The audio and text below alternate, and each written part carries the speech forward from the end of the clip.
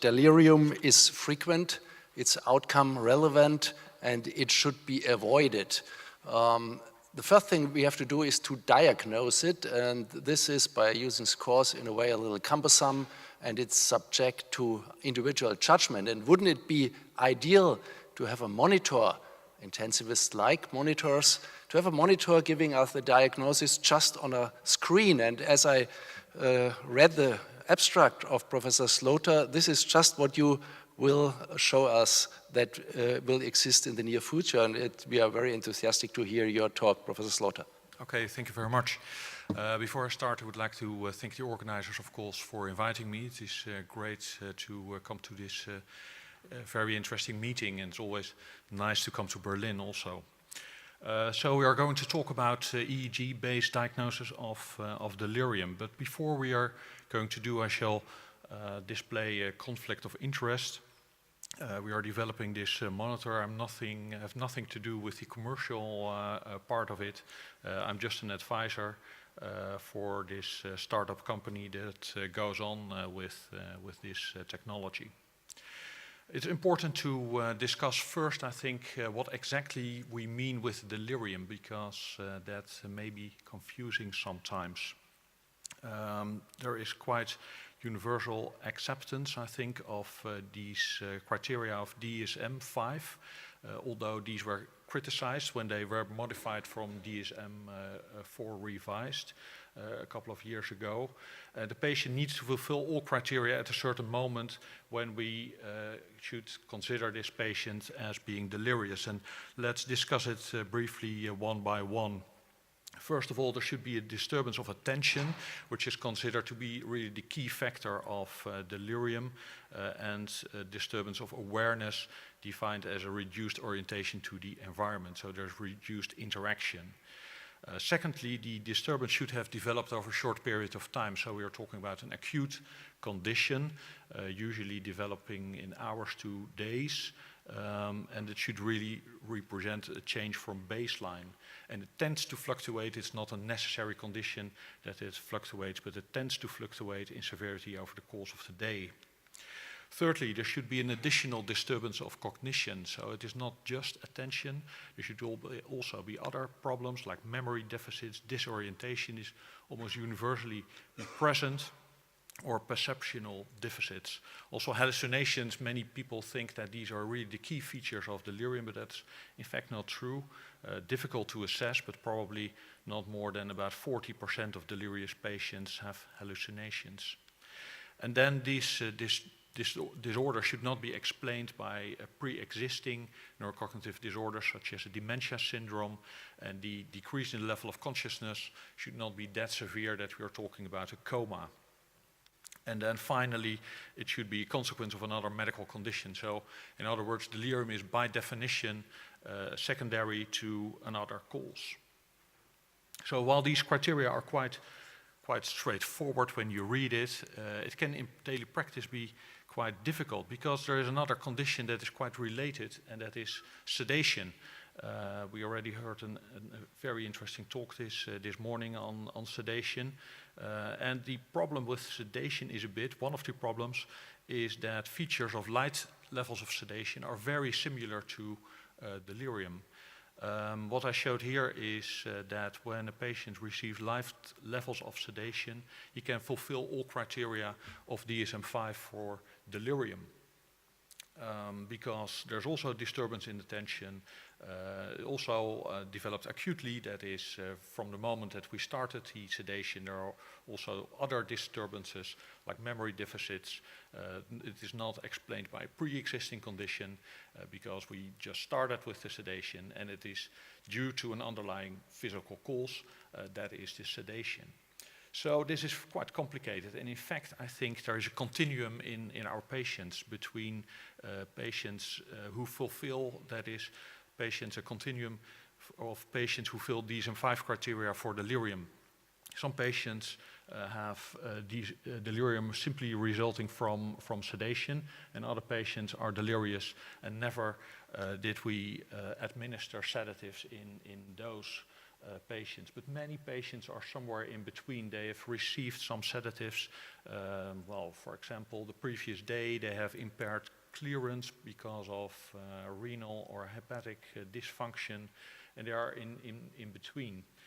So the patients who fulfill DSM-5 criteria for delirium, but this is simply due to sedation, that is a very important topic, in particular after the publication of the study by Dr. Patel, of Patel, I think you should pronounce it, in the Blue Journal in 2014. Very important paper, I think. And what they did was that they administered the ChemICU, so the most frequently used screening instrument for delirium, and they did it before and after an interruption of sedatives. And what they found was that the proportion of patients fulfilled or were ChemICU positive, so they were considered to be delirious, and they fulfilled also DSM-5 criteria for delirium. But when sedatives were stopped and they were retested again, they did not screen ChemICU positive, and these were 13% of patients. So when we're talking about this continuum of patients in the ICU who fulfilled DSM-5 criteria for delirium, well, in this study, we should say 13% were in this category just because of sedation. And that's an important distinction, because in this group of patients who had rapidly reversible sedation-induced delirium, I think it was called, the prognosis was much better. That was similar to patients who did not have delirium at all. While in patients with other types of delirium, they confirmed previous literature that these patients had impaired long-term outcomes, such as increased mortality. The issue of mortality is very complicated, but anyway, patients who are delirious are at increased risk of death. The question is really whether that's a direct effect or an indirect effect, and that's quite a complicated topic. But anyway, patients with delirium are at increased risk of death. So, in conclusion, what we have is DSM-5 criteria for delirium, which are not perfect, that is for sure. It's man-made, it can be adjusted over time when there is growing consensus and new insights, but actually we do not have nothing better available. We cannot distinguish clinically between a patient who is delirious because of light levels of sedation and well, other causes, as we know. And this is important to realize that it's not worthless, these criteria, because delirium as currently defined is an important condition. It is disturbing for a patient, it increases admission duration and therefore costs. It has a huge effect on that, and is also very consistently and strongly related to long-term cognitive impairment. And for that there is also consistent literature. We see that also in the non-ICU or non-anesthesiology literature. We see that there is a strong relationship between delirium and long-term cognitive impairment. So it is an important condition, and there is the question, should we detect it early? Can we do something about it? Is it important? And for that there are several factors that are important to realize. Delirium is in part a preventable condition. It is difficult to study this in the ICU. There are very few studies, but in non-ICU patients, a frequency of 40% reduction was achieved, so almost half. That's really impressive in patients with, well, a variety of measures. It's also important to realize that delirium is by definition a reflection of an underlying condition. There's always something going on, and an early detection of delirium allows an early treatment of an underlying condition. And then when we are talking about geriatric patients, for example, not always those patients, as you very well know, of course, have fever or increased leukocytes when they have an infectious disease. Delirium can be one of the only manifestations of an underlying infectious disease. It's also suggested, and it's very difficult to show, that intensive monitoring may improve outcome. And the longer a patient is delirious, the worse the outcome appears to be, and the more difficult it becomes to treat it. So in conclusion, it's important to detect it in an early stage.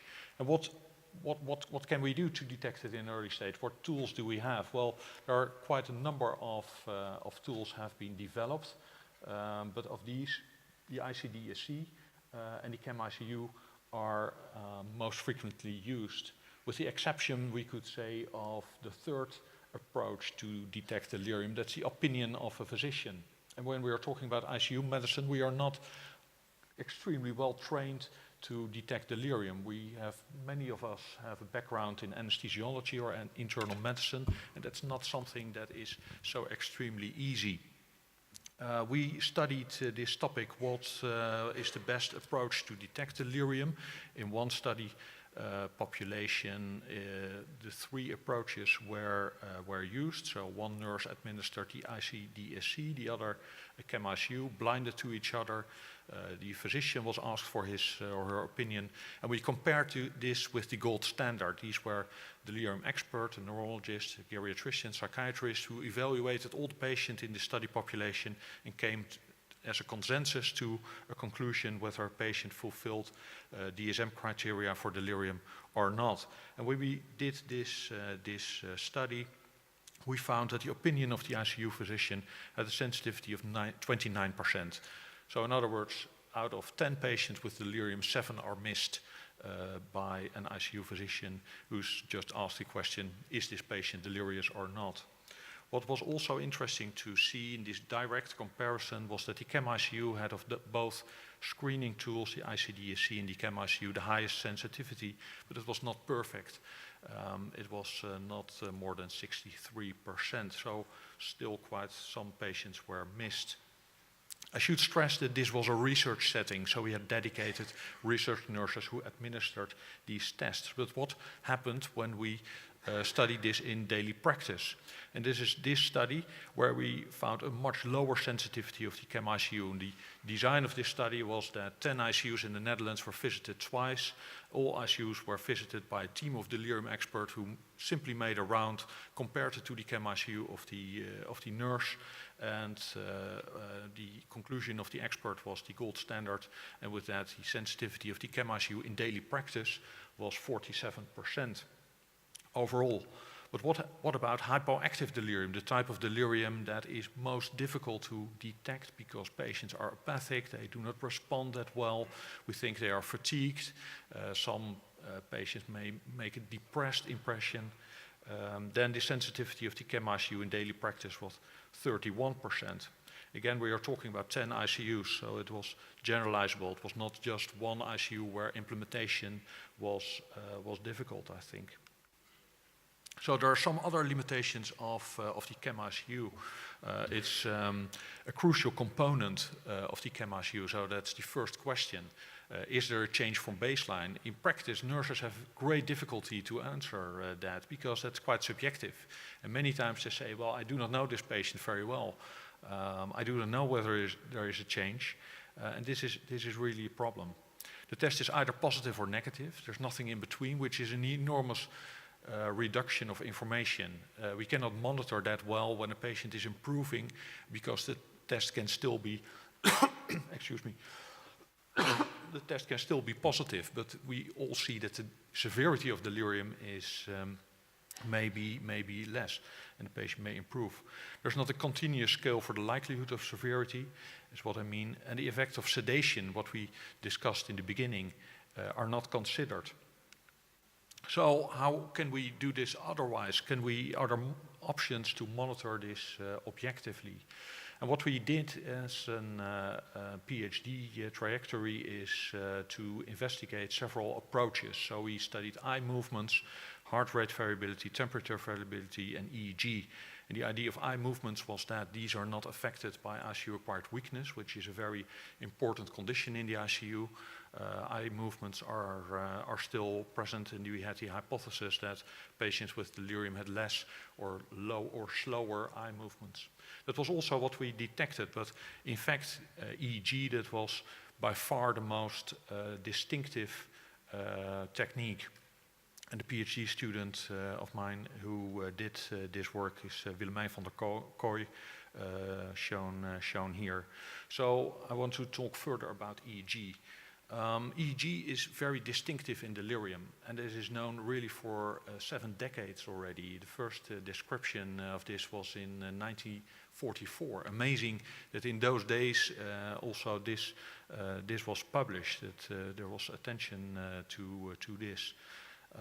And you can see you do not have to be a neurophysiologist to see that without delirium the EEG is strikingly different from a patient with delirium. We see during delirium that the background activity, as we call it, is really disturbed. So we see much more activity with slower frequencies. So you see those slow theta or delta activity. This is 1 second. And in a patient without delirium, you see much more faster activity of lower amplitude. But we all know that a standard EEG is definitely not the way to screen all patients in the ICU. It's definitely not practical. We need 21 channels. It takes a lot of time to connect that to a patient, perhaps 20 minutes or so.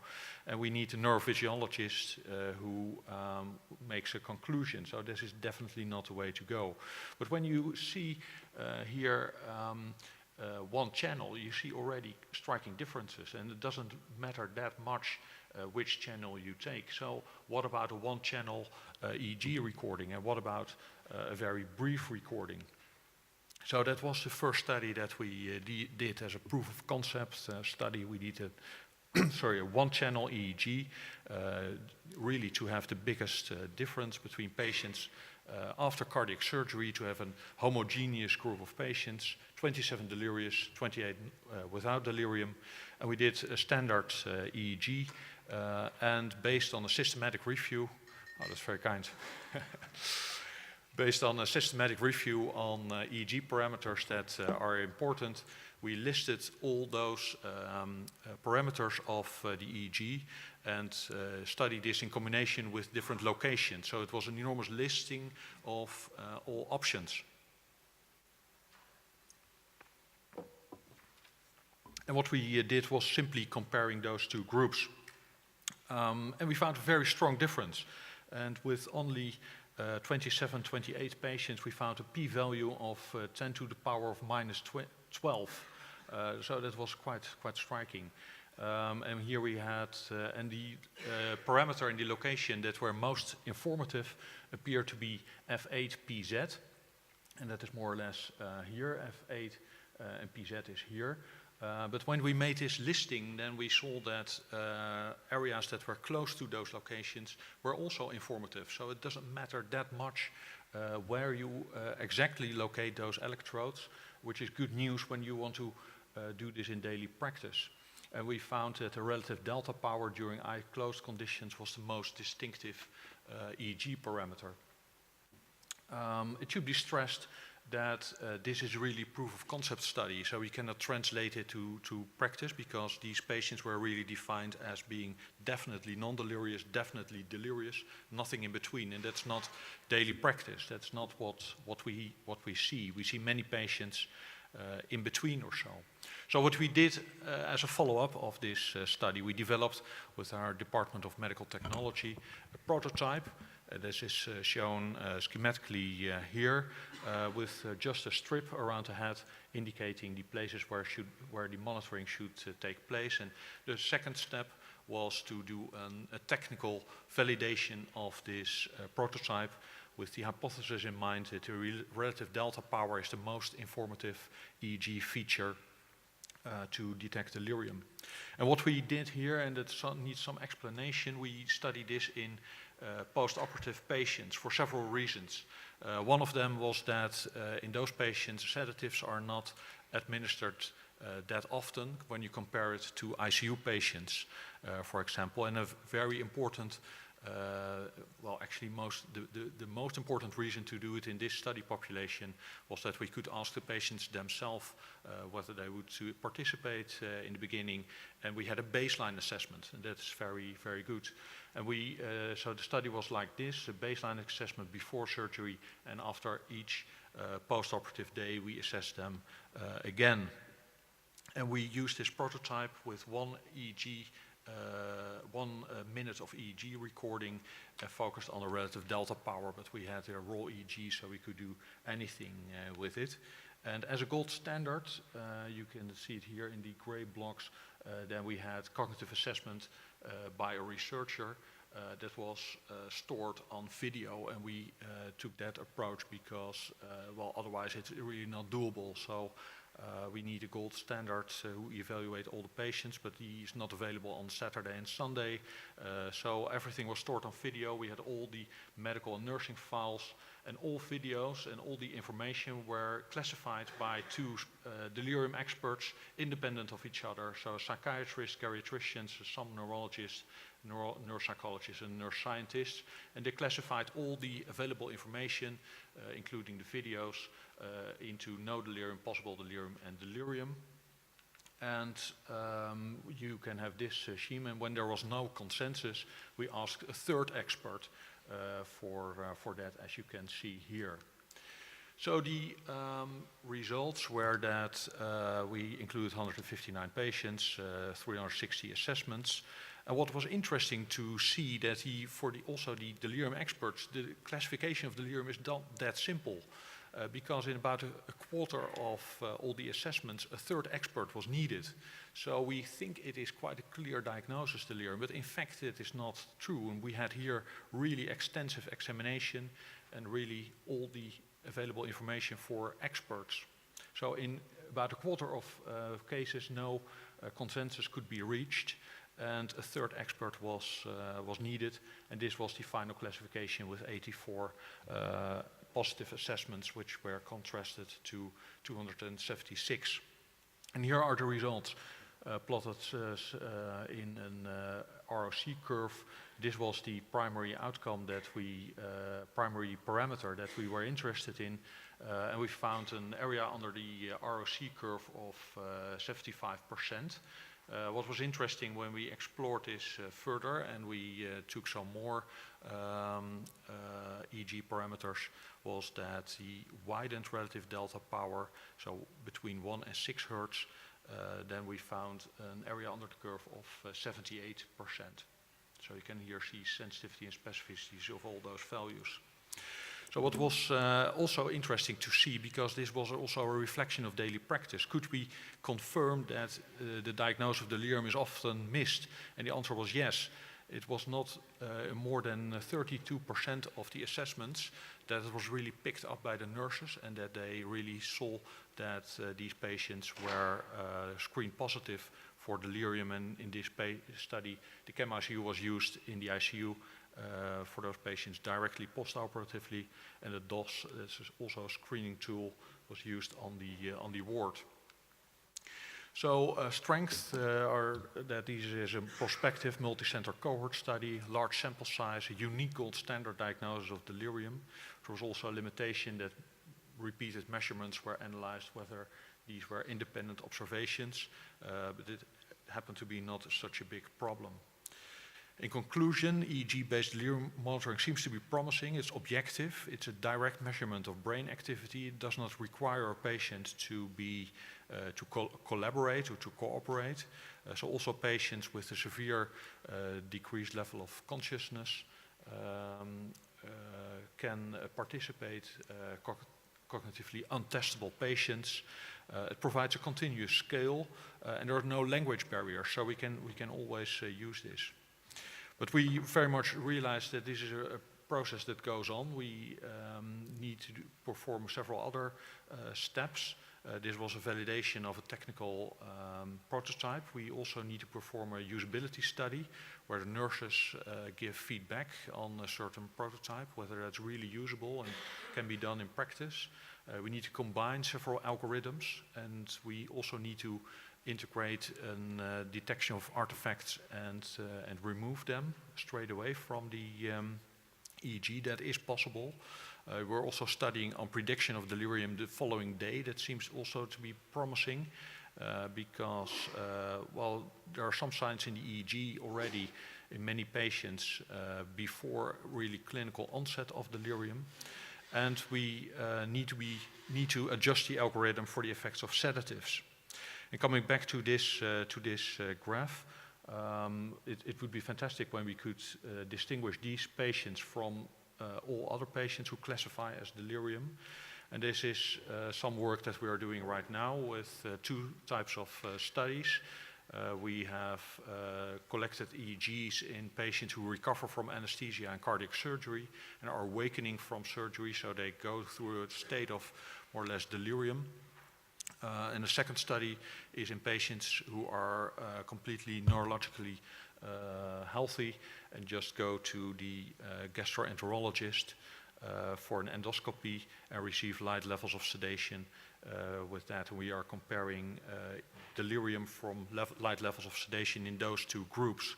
And what we found is, well, it is a bit difficult concept, but we are doing network analysis where different points in the network are represented by EEG electrodes, and you can theoretically classify networks as more path-like or more star-like, and the best what we have in healthy condition is something in between.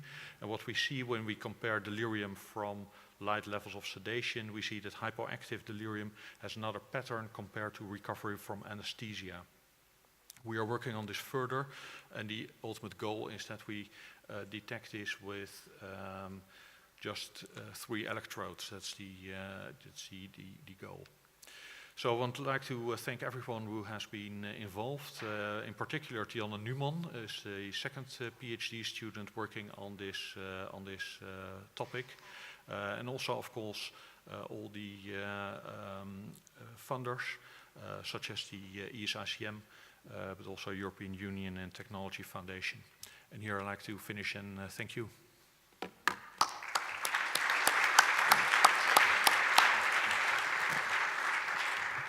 Thank you very much, Dr. Slooter, for this very interesting talk, giving in its first part a kind of idea on the drawbacks of our monitoring systems like CAM, ICU. As important they are, they have limitations.